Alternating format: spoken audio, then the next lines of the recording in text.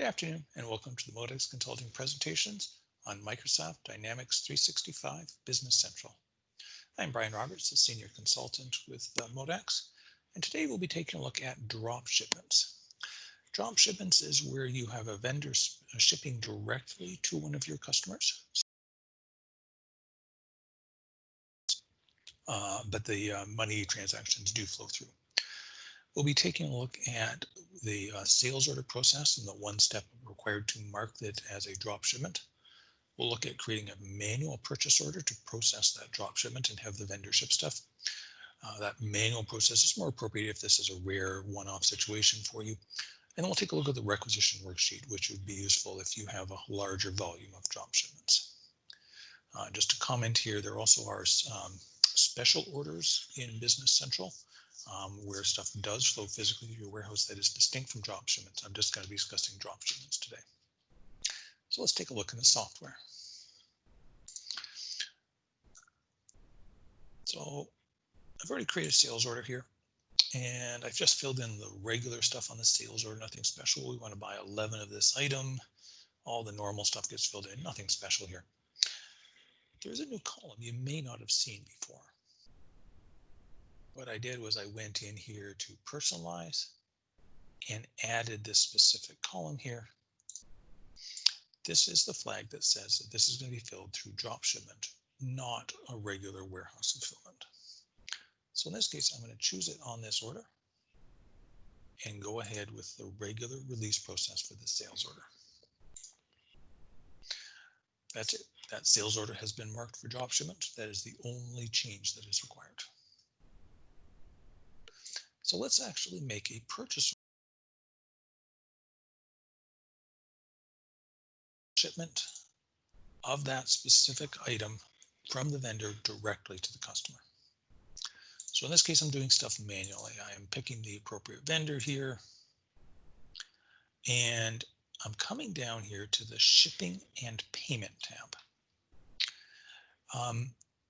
Certainly we have the default address here. We do need to change it, however. We are not shipping to our company. We're not shipping to one of our warehouse locations. We are shipping directly to a customer.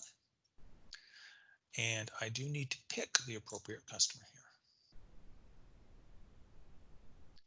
here. Doing this has changed the address that appears right here to the appropriate customer address. On the sales order, I did not pick a ship to code, but if I had, I would also want to pick one here, so I would be shipping it to the appropriate warehouse for that customer. This is a required step if you're doing a manual purchase order. It also could be automatic through the requisition worksheet process. Once we've done that, let's go back up here to the line section. I'm not going to type in those item numbers automatically. Instead, I'm going to go to Actions, Drop Shipment, and I'm going to do Get Sales Order. This process will look for sales orders marked with that drop shipment flag that you saw me turn on earlier. There happens to be several, and I'm going to pick the last one, which was for 11. Yep, and it has here. If there was multiple lines on the sales order, it would have brought them all in. So it picks up everything at once. Just a comment here. I also added this drop shipment column on the purchase order, and you can see that that is checked. It is checked here because the line from the sales order is checked. That came in automatically. It's not something you need to click here. And just another comment on the prices. This is the price that is being paid to the vendor based on whatever purchase pricing you have set up. This is different than the price on the sales order, of course, and basically it's up to you to adjust the prices so that you have a profit, of course.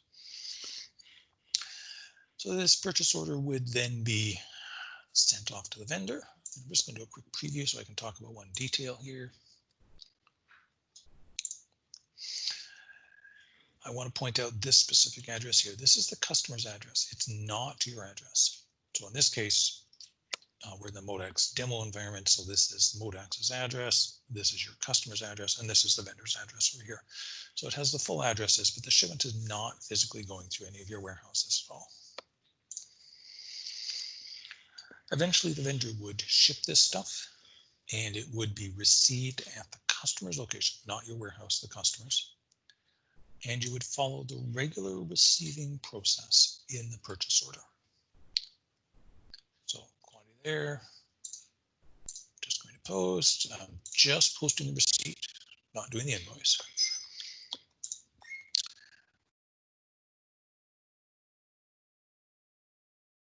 And behind the scenes, because drop shipment is there, some other stuff has happened. The sales order has been automatically shipped in this particular case.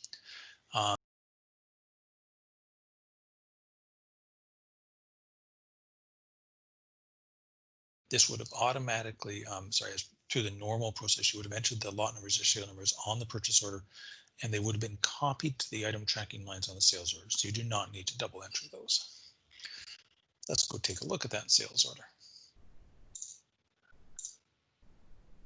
That's this bottom one.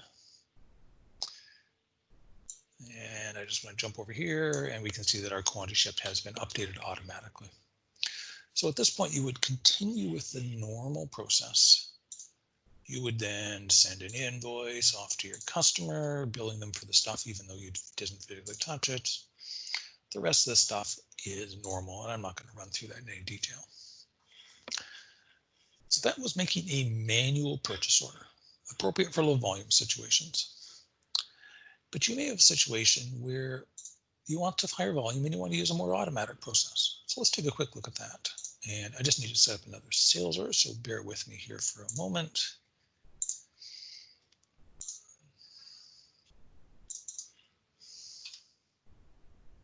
Let's do a different quantity this time and choosing drop shipment again. Going in and releasing that, exactly the same scenario I set up before. We're now going to take a look at the requisition worksheet.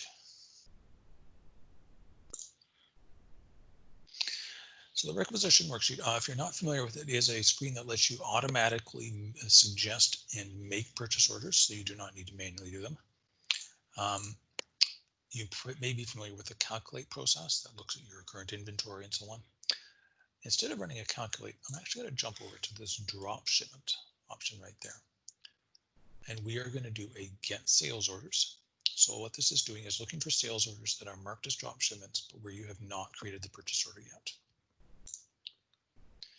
I could filter this for certain customers only or other restrictions here, but I'm just going to let it run wide open. And in this case, it has added one line here to the requisition worksheet. In this particular case, there happened to be only one, but if there was 10, you would then have 10 lines here. You could accept the action message. There's that checkbox already there. And you would then follow the normal process of carrying out action messages, which would then create that purchase order and delete that suggestion. Purchase order is made automatically. So let's go take a look at that purchase order that was just created. And actually, the way I'm going to do that is I'm going to start with the sales order. So this is a sales order I had up a moment ago for the 12. And rather than going and hunting for that purchase order, perhaps I want to take a look at the using the drop shipment menu option here to look for the purchase order automatically. So they are linked, sales order, purchase order is linked, so you can hop from one to the other quickly.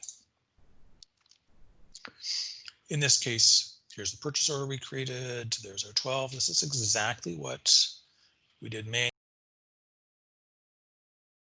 Correct customer, all the stuff that I did manually the last time around. Either way works perfectly fine, gets you to the same result, but it's just a matter of sort of what volume and what method you prefer to use.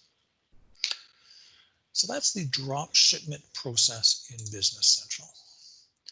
We looked at marking a sales order for drop shipment. We've made a couple purchase orders. First one we did manually, second one we did automatically through the requisition worksheet. The end result is we have a purchase order to a vendor that will result in him shipping directly to your customer. If you have any other questions about drop shipments or special orders or any of the unusual shipping processes and how to handle them in Business Central, please reach out to Modax Consulting. We'd be happy to help you with that or any other questions you have about Business Central. Thanks for your time.